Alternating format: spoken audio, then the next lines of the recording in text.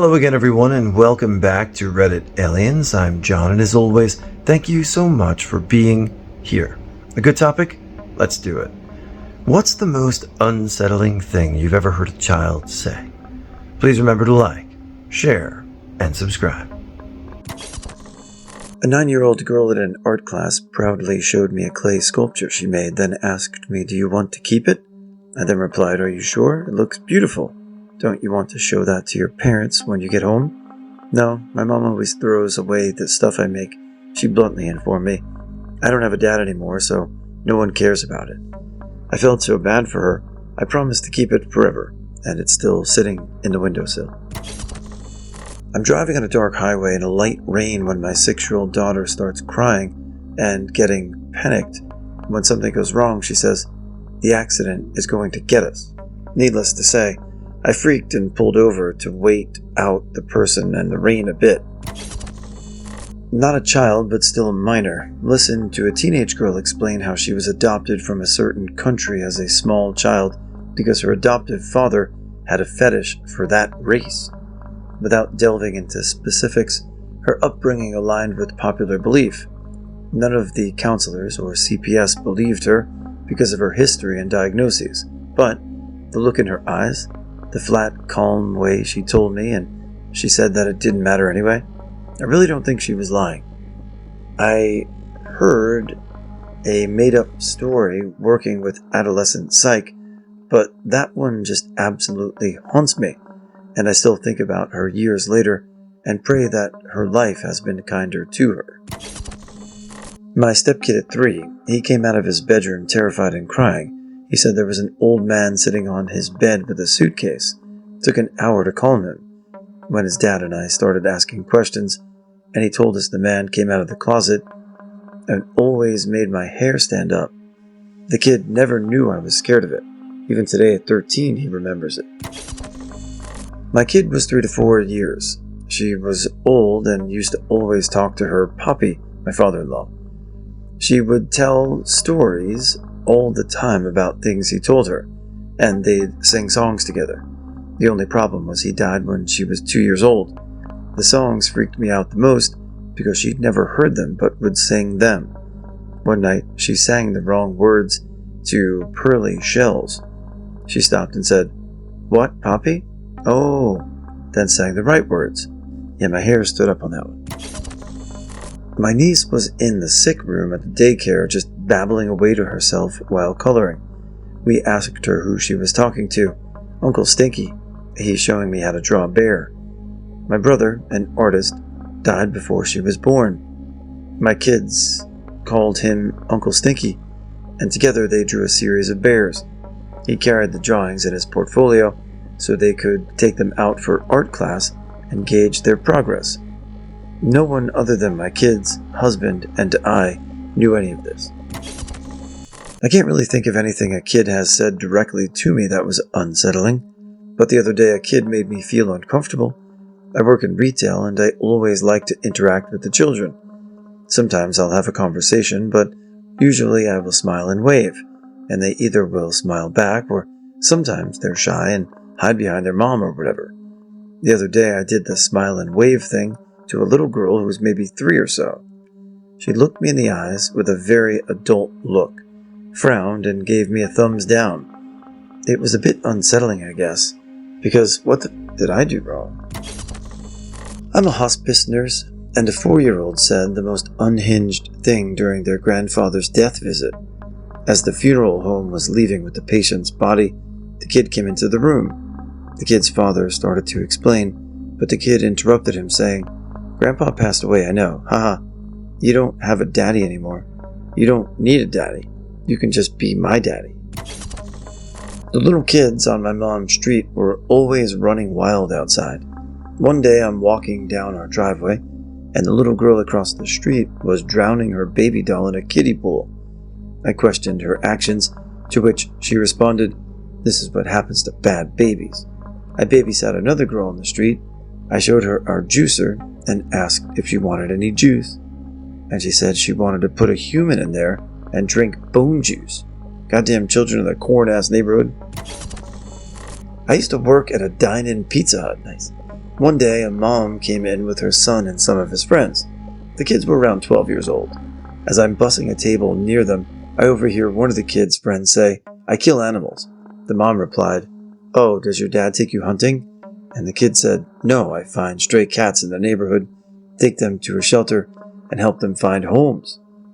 I looked at the mom, terrified, and she told the kid, "You shouldn't do that, and we shouldn't be proud to talk about such things." I think I met a future serial killer in the making. It still sends shivers down my spine, how nonchalantly and proudly he talked about it. My son only said a few words until he was almost 3. When he finally started talking at 3, he would tell me daily about Alex, and all the time they spent together. We've never spent time around an Alex, and there is no Alex on the TV shows he has watched. So I don't know how he came up with this name.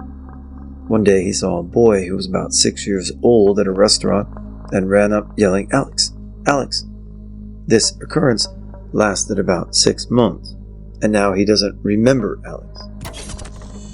My son was maybe 4 years old and got an anonymous call on the phone.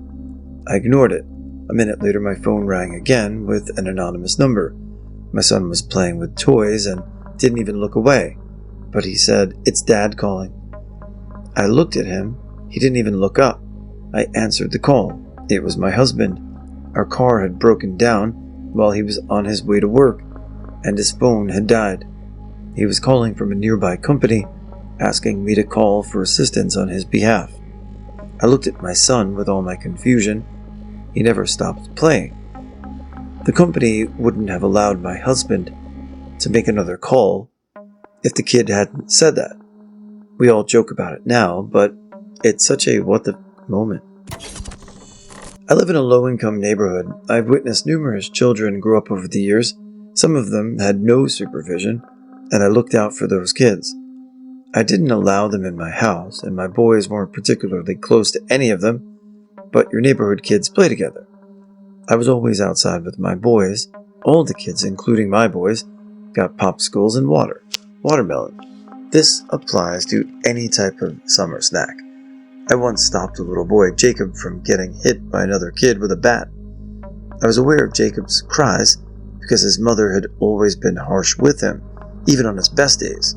Well, one day, Jacob was nearby and said very suddenly and with utter panic, "I killed a boy when we lived in Louisville, a large city about 100 miles away. I'm sorry." After instructing the other kids to leave, I questioned his sincerity. He looked panicked and said with urgency, "I'm sorry. I didn't mean to." I asked if his mom knew, and he said yes. Now, this kid was about 7 and he had problems. Maybe he was lying. I hope that was the case. But the kind of problems this kid had, I figured either way, he just needed a hug, which I gave him, and I just asked him to go play. He seemed fine then. They moved very shortly after, and I think of him often, but have no idea how he is. He'd be about 23 years old now. The expression on his face prompted me to question the veracity of his statement. His expression was unsettling. He's just one of those boys who just never had much of a chance. But hey, maybe he's thriving. I will think of him that way from now on if he comes to mind. When my son was about 5, he was really getting into music and loved Buck Cherry. At the time, his first hit was a song called "Sorry." We were driving somewhere, and that song was on the radio. "Son, why do you think he's sorry?" Me, "I don't know, it sounds like he had an argument with his girlfriend." Son, "Nah, I think he hit her with a stick." Me, "What? No, he's just sorry that they were arguing." Son, "I'm fairly certain he struck her with a stick." Me time, and also driving, he tells me that he's going to change his name when he gets older. I'm like, "Okay, cool. What name?" He says, "Stephen Baldwin." Like, what the? He would have no idea who Stephen Baldwin was, Alec Baldwin's brother, for those who don't know. As a small-time actor, Stephen Baldwin's name differs significantly from his own. Strangely enough, I'm adopted. More than a decade later, I found my birth mom. Guess what her last name was? Baldwin. It was what my creepy little fucker of a son didn't say. From 3 to 5, he would remain motionless in the darkness, just stand there. Then when I would go pee, he would scare the shit out of me. Furthermore, when he was 3, he drew a picture of a tree falling on our house and said we all went to heaven. Hand to God, a dead tree fell on our roof that night, and we were so terrified that my wife started crying uncontrollably. As a result, we decided to stay at my mom's house. The tree, a slender, decayed birch, only caused minor damage to our shingles, but it still frightened us greatly. Once when my little cousins were around 5 and 7, I asked the younger one to draw me a picture of his favorite animal. He looked at me for a sec, then grabbed a black crayon and just started making one big black circle, looping it over and over again. I was a little surprised, so I laughed and said, "Oh wow, what animal is that, bud?" And he just flatly said, no joke, "The dark of nowhere." I must have made a face because his big brother, trying apparently to be helpful, said from across the room, "Oh, don't worry, the dark of nowhere is just like a man who's like a shadow." He said it so matter-of-factly, like it explained everything. If this sounds a little contrived, it's worth noting that their mother is a horror film fanatic, so this wasn't totally out of character for them, but the black void on the page and kiddo saying dark of nowhere, as if that meant anything, was still creepy. LOL.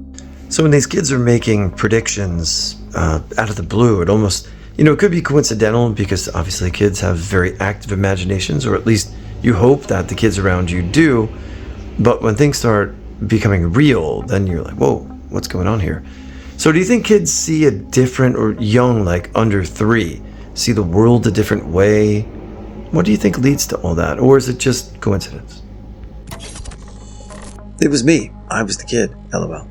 When I was about 4 years old, I was sitting beside my grandma, and we were looking out the window.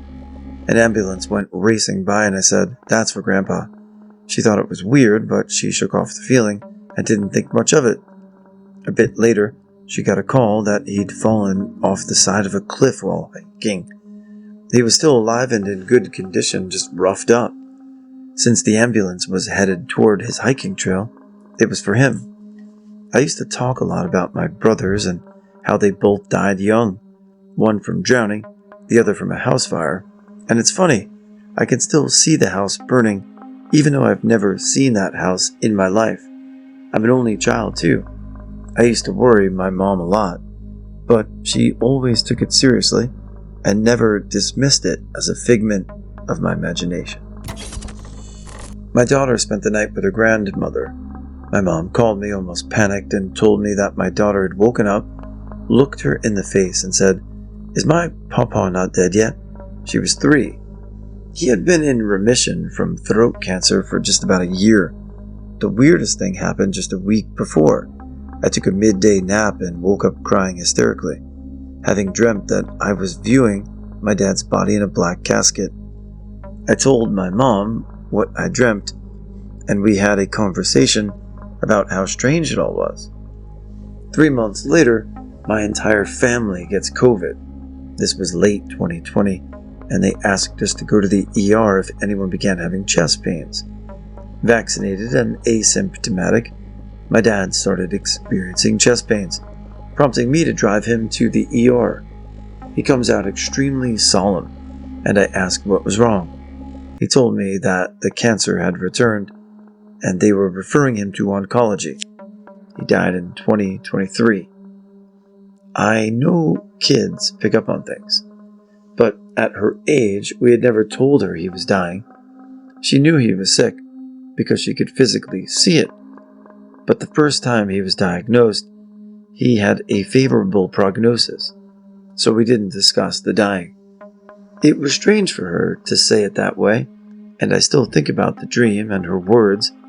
The U.S. Army buried my dad in a black casket. He looked the same during that viewing as he did in my dream. I had never told my family how he looked or what kind of casket he was in. I also never told him about the dream. At the time, I was a preschool teacher, and a 4-year-old told me how much he hated me and how I was ruining his life. He threatened to hurt me, tie me up, lock me in the school, and then burn it down with me inside. All because I didn't let him violently assault another child. His parents were the most useless and willfully ignorant people I've ever met. They didn't do shit about him tormenting his older brother. I'll never forget his name because every single day I watched the news, waiting to see it come up in an article about a boy killing his brother. Before he was kicked out of school, I did have to fill out a report for him for a psych eval. Once my cousin's daughter came to visit my grandma's house. My grandma had a picture hanging of my grandfather, who had passed away years before she was born. The daughter, who was about 3 or so, pointed at the picture of him and said, "It's Papa," his name. It was a picture of him as a young man, and she didn't recognize pictures of him, but when he had been elderly. Since then, here are other things she'd said. "I was scared to be born, but Papa helped me. Papa comes to visit us, and he flies away in a red car with his dog.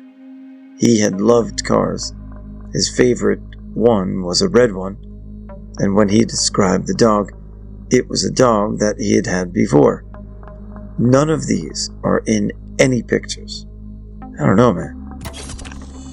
The man was a trucker. He was married and had 2 daughters. One of them was my age and the other one a couple of years younger. I was 7 at the time. While out driving trucks, he was seeing different women. He got HIV, passed it on to his wife before he died. She didn't know. The situation was heartbreaking to witness. The wife began dating another man from whom she contracted HIV. The wife had the kids tested a few times. They were negative. The younger girl fell ill, lost weight, and eventually died. It was discovered that she tested positive. The older girl, Charmaine, also tested positive. Charmaine then described how the mother's boyfriend had SA'd her. He'd also R'd the younger sister, Shania. She narrated how he did it. It was haunting, especially accompanied by the sight of her gaunt figure, her tears, and the way she cried. The mother's boyfriend was in cuffs and his head down. It wasn't long before Charmaine's mother offed herself. I recall Charmaine's haunting cries, questioning what she had done wrong in this world to deserve such a fate. She was dead within months. There are things about that children shouldn't know or experience ever, but that girl went through it. When I was 12 years old, they admitted me to a psychiatric treatment facility. They forgot to lock a door one day and I wandered in because there's not much else to do. I found a minimal child crying on the floor of a freezing cold padded room. I asked her how old she was and she said she was 4. I asked her why she was there and she stopped crying and took on a super creepy, serious expression. And without missing a beat, she told me she was there because she told her teacher she was going to kill herself. I asked her if she still intended to harm herself, and she very flatly said, "Yes, I stuck a pencil in my ear and tried to push it out the other side. But they held me down and then took me to the hospital." Her demeanor made it so unsettling, and the fact that someone so small could make such a big, horrible decision and actually act upon it, of course. I'm a few years retired after a 32-year career as a South Bronx elementary school teacher. I worked in one of the worst schools in New York City that exhibited every social ill found in the U.S. to the nth degree. In the early 90s, I had a class from hell. I don't have the words to describe the psychotic, out-of-control behavior in that class. My school was overcrowded, and I had 38 students, 25 boys and 13 girls in my 3rd grade class. One of the girls in my class was named Jessica. To say that her behavior was vile is an understatement. The behavior of this 3rd grade girl cannot be imagined unless you have taught in an out-of-control elementary school. Most people in a civilized area would have no reference to the behavior this girl exhibited. For a man, being scared to turn his back on a little girl is a frightening concept. She was also physically a beautiful child who could have come right from a Norman Rockwell painting. One day, she told me her dad just got out of jail and he wants to see you. It's certainly not a story you're eager to hear. Another time, she shared a mumbling story about someone who she called an uncle who used to come around, but he no longer did. And last night, my daddy and his friends were digging a hole in his backyard. I decided to stop the conversation immediately. No more Jessica stories, because I would rather not turn the stomach of any reader. She should really have starred in a remake of the movie Rosemary's Baby, or the movie The Exorcist. I worked at the Police Citizens Youth Club in Australia doing vacation care many years ago. It was a fairly low socioeconomic area. One day we had firefighters have a demonstration day for the kids. Everyone had a blast. The blokes handed out lollipops to all the kids. I was supervising from nearby when a little girl, 7 years old from memory, came up to and stood in front of me, looking up. I asked if she liked the fire truck, which she did, and asked if she enjoyed the lollipop. Without any hesitation, she removed the lollipop from her mouth and declared, "I'm practicing." Now, kids will say all sorts of things, but given this area it was in, and the fact that there were kids in our care who came from abusive households, it wasn't a chance I could take. The thing about working at a PCYC, the boss is a police officer. So, he was told, and the parents and little girl were questioned. She never came back to the club. Sometime later, we heard rumors about her uncle's arrest. I'm a dad to a little girl now, and just thinking about that encounter makes my blood boil still, nearly 20 years later. My son and I used to live in an apartment near a walking trail, part of which would wind through a cemetery. Every evening, we strolled through the cemetery as if it were a set routine. He was little, like 3. He had no knowledge of what a cemetery was. We had done it 100 times, and then all of a sudden one evening, he burst into hysterical tears and was squirming, trying to get out of his chair on the back of my bike. And like a whisper crying, "We have to get out of here. They don't want us here." It made my blood run cold. He continued to be hysterical until we were clear of the cemetery. But the freakiest part was that as we were continuing down the trail toward home, a police car pulled onto the bike trail to come up to me and ask if I'd seen anybody, which I hadn't. He said they were looking for someone who was dangerous, and my son and I should stay off the trail. Then he followed us the rest of the way home. It was a terrifying experience that I'll never forget. My daughter went through a stage at about 4 years old that she would freak out if we were in a car and a plane flew overhead. She would cry and tell us that the plane was going to fall out of the sky and onto the car. She would cry about us dying and being crushed. She would often say strange things when she heard the sound of a plane. She also used to talk about how she would dance with her husband Brian in their kitchen in her favorite yellow dress, and she loved the gorgeous ring he gave her, just like Mummy's ring. There were so many eerie things my daughter would talk about, and they aligned perfectly with her paternal great-great-grandmother and her husband Brian. She once randomly said to my parents that her husband Brian used to build houses. After the war, he worked as a builder, a fact only my husband was aware of. She would cry about missing him too. She's grown out of it now, but many things were too coincidental, and things she couldn't have known. I still have some voice recordings of her talking about it. My spouse and I definitely began to believe in reincarnation as a result of that. My 4-year-old, since he began really talking, has talked about when I was a grown-up. He tells me stories about how he had a friend named Captain Caller, and they tried to sail from Italy to France together, but they got captured, and the people who captured them hurt them. When he started talking about it, he was 2, almost 3, and I have no idea how he even knew about Italy and France. We didn't talk about those countries around him, and if I'm a stay-at-home mom, so I'm with him 24/7. and I know all the content he's exposed to. I'm almost 100% sure none of it ever mentioned Italy and France. Even now, he'll talk about Captain Caller every once in a while and tell me stories about when he was a grown-up.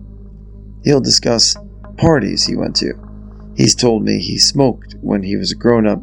Again, no idea how he even knows what smoking is. He didn't have any kids. He was married but doesn't remember his wife's name, and many other things. I used to have awful neighbors.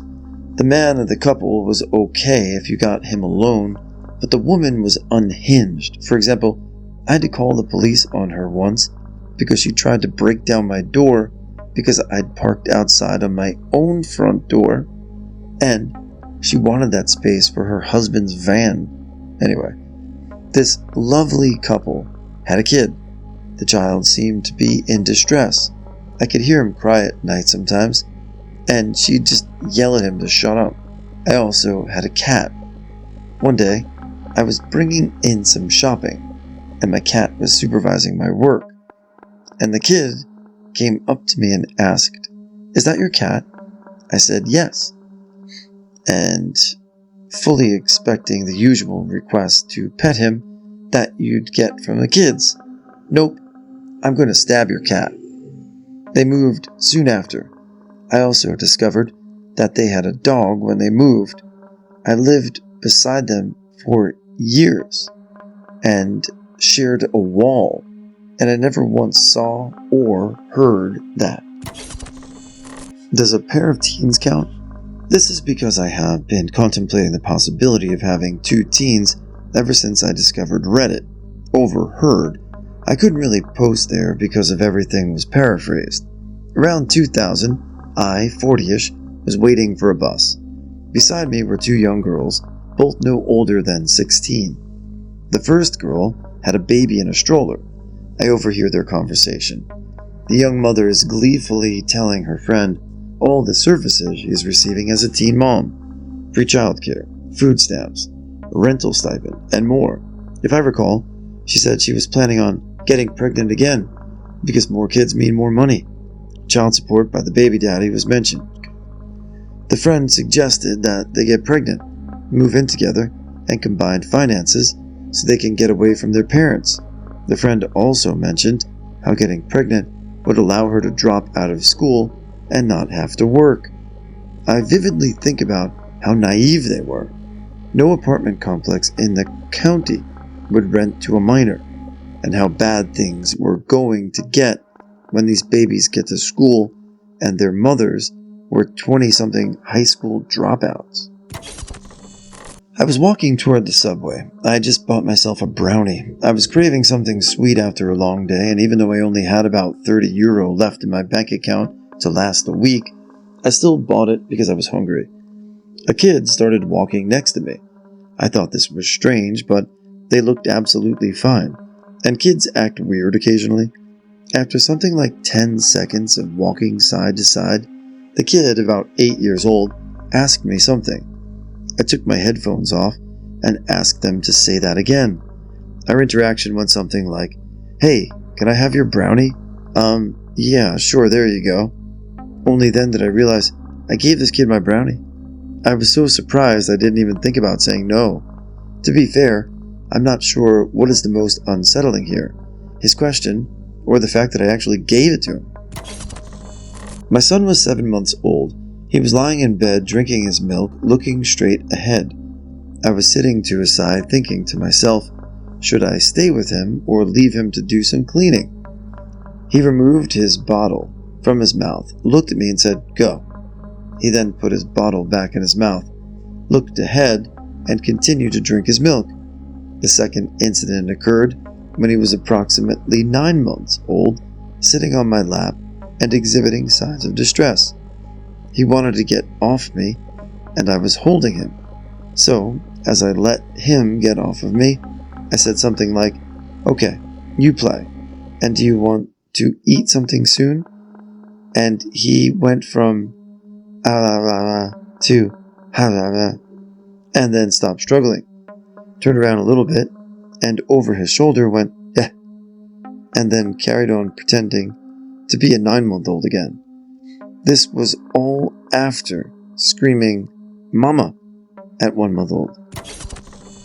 This came from my now 8-year-old niece. At the time, she had just turned 5. For context, her parents are negligent, but her mother let her watch stuff that she shouldn't have been watching at her age, such as Squid Games. I suspect she also watched horror movies. Well, one day, she asked me what would happen if you took someone's finger off and put it in a lock. I didn't understand what she was saying at first, so I asked a few follow-up questions, and I got this. What would happen if you took a person's finger off and put it in a keyhole of a door, and the finger was used to unlock the door? She didn't exactly say that, however, that was the impression I gathered from her responses to my follow-up questions.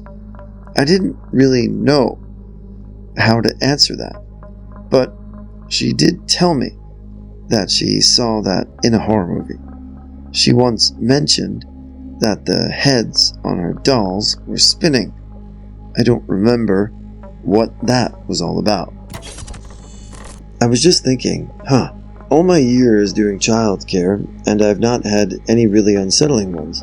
Then I remembered that I was the child who said the unsettling thing. Mother picked me up from a weekend visit with my cousins when I was little.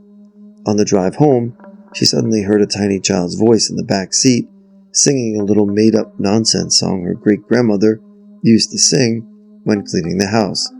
This was a woman who had passed away at least 10 years prior to my birth. She pulled over and asked me to sing it again. I then asked her who taught it to me, thinking it might have been my aunt. Nope, I informed her that the lady with the polka dot hands taught it to me. My great-grandmother had liver spots. She proceeded to call my great-grandmother and have her listen to me sing the song and describe the lady with the polka dots. She confirmed that the song was right, and the description was uncanny.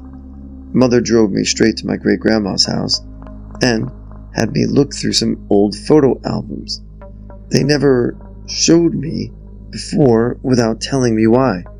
Apparently, I got really excited at seeing my great-great-grandmother in a group photo and pointed her out as the nice lady with the polka dots who taught me the song. I still remember the song and the image of her hand and arm in my field of vision. The day I stretched my arm out was quite surreal, as the angle and overall appearance were exactly the same as hers, except for the liver spots. My great-grandmother, until she passed, insisted I looked and sometimes acted like I was older. It was wild to see such a vivid resemblance in my mid-20s, realizing I had an in-person connection with an ancestor whose blood runs through my veins and whose legacy is part of me. Not something a kid has said, but my brother-in-law's ex had a child from before they got together. I've always loved children, and I've spent a lot of time with small children in my life, both through my extended family and because I used to substitute in a kindergarten.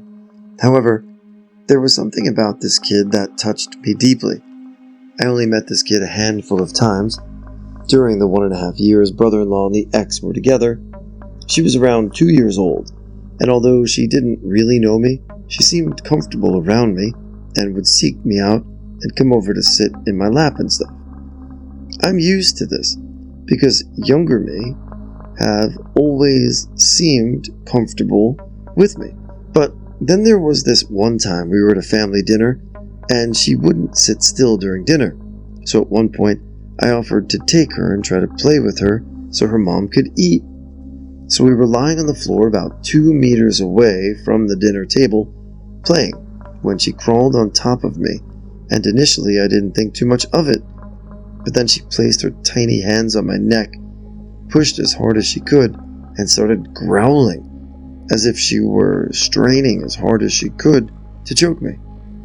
And the moment her mother or any of the other adults at the table glanced over, remember, She is facing away from the table, so she can't see them, but I can. She stops and begins to laugh and act cute, as if we were just playing. The moment they turn away, she starts pushing and growling again. I didn't disclose it to anyone at the time because I was afraid no one would believe me and I would come across as insane. I still feel slightly insane when I think about it, but it was incredibly unsettling and left me free feeling a certain way.